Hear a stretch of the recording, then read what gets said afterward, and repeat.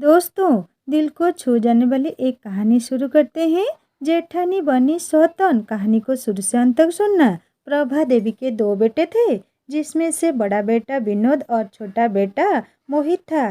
प्रभा देवी की बड़ी बहू चांदनी एक मॉडर्न और छरहरी काया वाली सुंदर लड़की थी, तो वही मोहित की पत्नी काजल गरीब घर की सांवली सूरत वाली लड़की थी।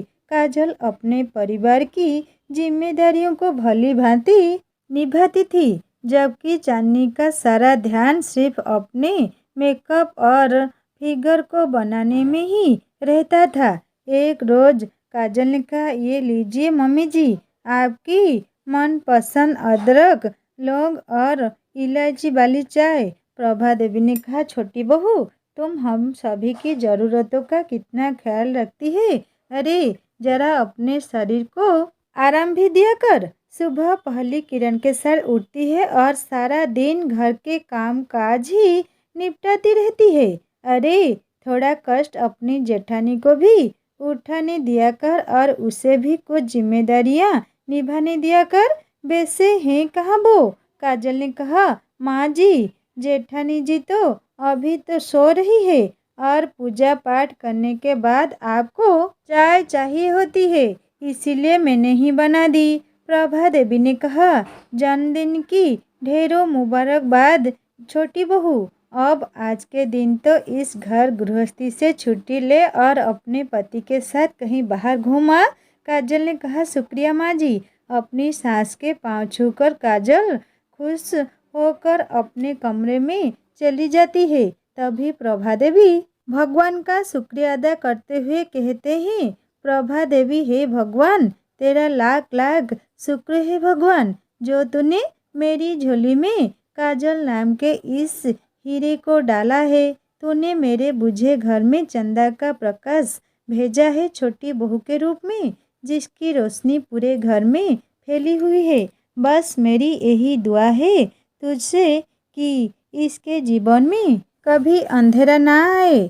मोहित और काजल का रिश्ता सदा सलामत रहे और इनके बीच कभी कोई खटास ना आए। पीछे खड़ी चांदनी उनकी सारी बातें सुन रही होती है और अपने मन में हंसते हुए कहती है। चांदनी कहती है, जितनी दुआएं देनी है इसे दे लो सासू माँ, भले ही ये सारे घर में प्रकाश फैलाए, लेकिन इसकी खुद की जिंदगी में तो अंधेरा ही होगा, क्योंकि इसके चांद के चांदनी तो मैं ही हूँ। मोहित तो आखिरकार मुझ पर ही लट्टू है।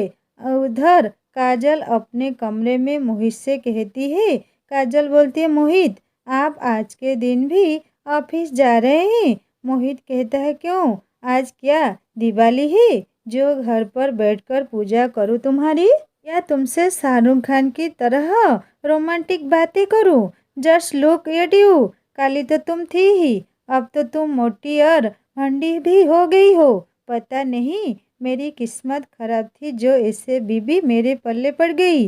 अपने जन्मदिन पर पति के मुंह से बधाई की जगह बेइज्जती की बातें सुनकर काजल दुखी हो जाती है, तो वही दरवाजे के बाहर खड़ी चांदनी यह सब सुनकर खुश हो जाती है और मन में सोचती है। चांदनी कहती है, अरे वाह, मेरी काली देवरानी के जन्मदिन की यही शुरुआत, सचमुच सुनकर मज़ा ही आ गया।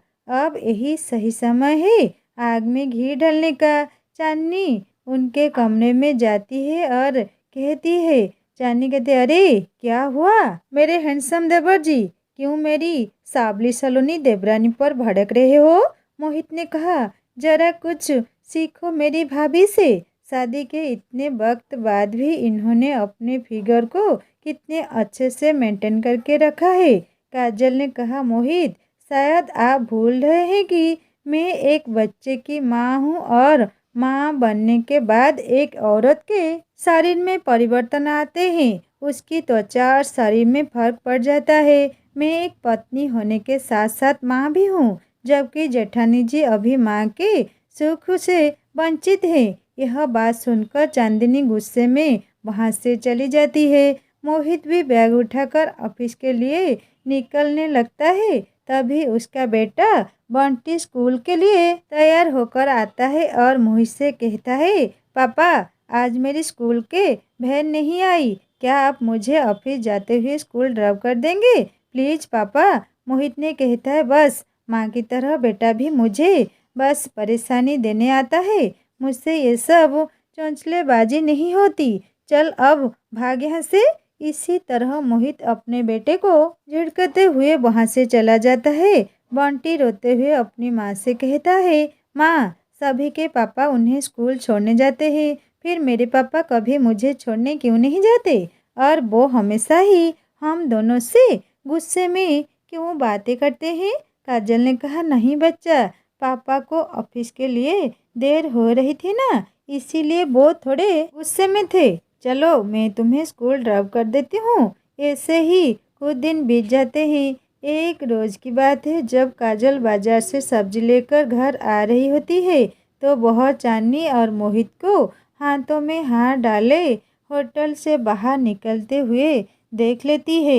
यह दृश्य देखकर काजल हैरान रह जाती है और उसके मन में हजारों सवाल उमड़ पड़ते हैं। काजल ने सोचती है, ये दोनों होटल में एक साथ, कहीं इन दोनों के बीच कुछ गलत नहीं, मैं बेकार में ये सब बातें सोच रही हूँ। देव और भाभी के बीच तो माँ बेटे का रिश्ता होता है, बिना किसी सबूत के कोई लाछन लगाना गलत होगा। इसी कस में काजल घर पहुंच जाती है, लेकिन दिन भर उसके मन में यही कसमकस चलती रहती है। रात को जब काजल अपने कमरे में सो रही होती है तो आधी रात को बंटी को प्यास लगती है और वह काजल से पानी मांगता है। काजल उठकर किचन में पानी लेने जाती है, तभी उसे चांदनी के कमरे से किसी के हंसने की आवाज़ आती है।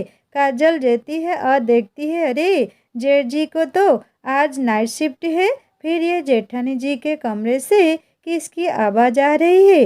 काजल खिड़की से झांक कर देखती है तो वह नज़ारा देखकर दंग रह जाती है। कमरे में चांदनी और मोहित एक दूसरे की बाहों में बाहें डाले बिस्तर पर लेटे हुए होते हैं। मोहित चांदनी से कहता है, सच कहूँ चांदनी, तुम्हारे साथ ये रात सचमुच क़यामत की रात लग रही है। चांदनी कहता है, अब बातें बनाना बंद भी करो मेरे प्यारे स्वीटर देवर जी, और ये बताओ कि कब तक हमें यूं ही दुनिया से छुपते छुपाते मिलना होगा। भगवान ने हमारी शादी दो अलग अलग लोगों से करवा दी, और वो भी बिना हमारे टाइप के लोगों से। तुम तो बिल्कुल मेरे टाइप के हो, हैंडसम एंड डियरिंग देवर, इसीलिए मैं तुम्हारे भैया को बिल्कुल भी भाव नहीं देती। मोहित ने कहा, जानता हूँ जाने मन, अब मुझे जाना होगा, कहीं काजल की आंख खुल गई तो मुश्किल हो जाएगी। मोहित जैसे ही बाहर जाने के लिए दरवाज़ा खोलता है, काजल वहाँ खड़ी होती है। काजल ने कहा, बिल्कुल भी शर्म नहीं है तुम दोनों में, देवर भाभी के पाक रिश्ते को कलंक लगा दिया तुमने, छी छी, मैंने ये कभी नहीं सोचा था कि मेरी जेठानी मेरी सौतन बनेगी। चांदनी ने कहा, ओहो, तो तुमने सब कुछ देख लिया है, चलो अच्छा है, आज नहीं तो कल सच तुम्हारे सामने आना ही था। काजल ने कहा, हाँ, और अब यही सच्चाई मैं दुनिया के सामने ला कर रहूँगी। बहुत धोखा दे लिया तुमने हम सबको।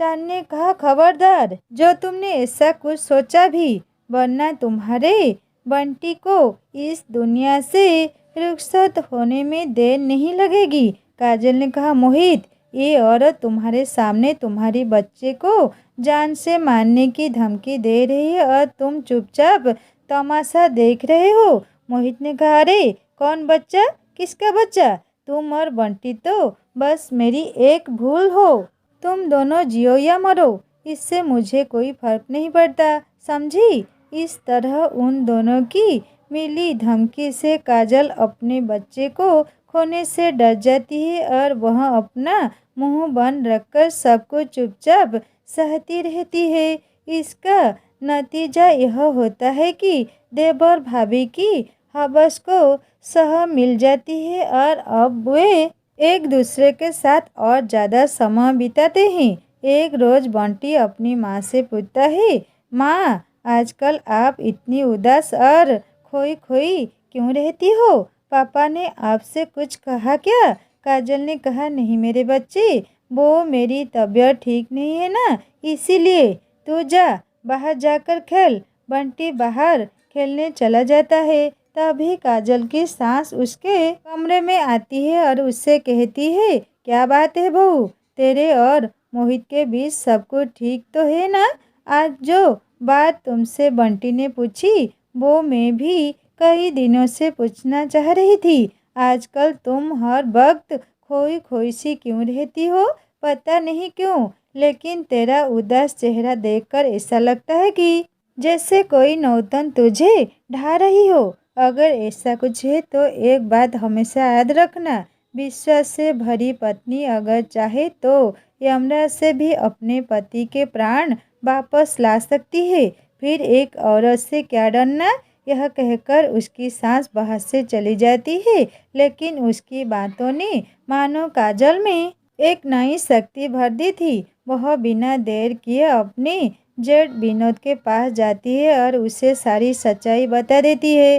विनोद ने कहा, काजल से, तुम होश में तो हो? अपनी जेठानी के बारे में ऐसी बातें करते हुए तुम्हें शर्म नहीं आती? काजल ने कहा, जेठ जी, मुझे बस आज रात का समय दीजिए। आज रात जेठानी जी की सच्चाई आपके सामने होगी। इसके बाद विनोद के साथ मिलकर काजल एक प्लान बनाती है। काजल मोहित के फ़ोन से चांदनी को मैसेज करती है और उसे अकेले में मिलने के लिए छत पर बुलाती है। कुछ देर बाद चांदनी छत पर जाती है और पीछे से जाकर मोहित के गले से लिपट जाती है। वह कहती है, क्या हुआ मेरे हैंडसम देवर जी? आधी रात तक सब्र नहीं हुआ जो मुझे छत पर ही बुला लिया। चलो अच्छा है, रोज रोज चार दीवारी में रोमांस करते करते मैं भी बोर हो गई थी। आज खुले आसमान के नीचे रोमांस करने में मज़ा आएगा। अब कुछ कहोगे भी या यूं ही पीठ घुमाए खड़े रहोगे? चलो अब मुझे जल्दी से अपनी बाहों में भर लो। जैसे ही वह यह कहती है, मोहित के कपड़े पहने खड़ा विनोद उसे जोरदार थप्पड़ मारता है। इसी के साथ छत की लाइट जल उठती है और सभी वहां आ जाते हैं। चांदनी कहती है, विनोद तुम? विनोद कहे, हाँ मैं। इतने दिनों से तुम मुझे धोखा दे रही थी, मुझे बेवकूफ़ बना रही थी। विनोद ने कहा, और तुम मोहित, अपने ही भाई की पीठ पर छुरा झोंक दिया तुमने। अगर आज काजल मुझे तुम्हारी सच्चाई नहीं बताती तो यह घिनौना सच कभी मेरे सामने नहीं आता। आज के बाद तुम दोनों से मेरे सारे रिश्ते खत्म। चांदनी ने कहा, नहीं विनोद, ऐसा मत करो, मुझसे रिश्ता मत तोड़ो, मुझसे भूल हो गई। विनोद ने कहा, अपनी अय्याशी को भूल का नाम मत दो समझी, अब निकल जाओ मेरे घर से। मोहित ने कहा, काजल तुम तो मुझे समझो, आखिरकार मैं तुम्हारे बच्चे का बाप हूँ, तुम्हें हमारे बच्चे का वास्ता। काजल ने कहा, जिस बच्चे को मौत के घाट उतारने की बात कह रहे थे, आप आज उसी का वास्ता दे रहे हो। मोहित ने कहा, बंटी बेटा, अपने पापा को माफ़ कर दो और मेरे पास आओ। बंटी ने कहा, दूर रहो मुझसे, आपने मेरी माँ का दिल दुखाया है, उन्हें धोखा दिया है, चले जाओ हम दोनों की जिंदगी से। मोहित ने कहा, माँ मैं तो आपका बेटा हूँ, आप तो मुझे माफ़ करोगी ना माँ? प्रभा देवी ने कहा, अपना ये मनहूस चेहरा लेकर निकल जाओ मेरे घर से। अरे तू मेरा बेटा नहीं बल्कि मेरी कोख से जन्मा कलंक है, कलंक। इस तरह चांदनी और मोहित की हवस के कारण चार जिंदगियां बिखर जाती है। कुछ साल बीत जाने के बाद विनोद और काजल बंटी को माता पिता का प्यार देने के लिए एक दूसरे से शादी कर लेते हैं। वहीं मोहित और चांदनी जेल में सड़ते हुए अपने आगे की जिंदगी काटते हैं। दोस्तों, ये फैमिली स्टोरी आप लोगों को कैसी लगी मुझे ज़रूर कमेंट करके बताएगा। कहानी को पूरा पढ़ने के लिए शुक्रिया। कहानी आप लोगों को अच्छी लगी तो लाइक करना, दोस्तों से शेयर करना और प्लीज़ सब्सक्राइब करके बेल आइकन दबा देना। फिर एक कहानी जल्दी लेकर आऊँगा। नमस्ते।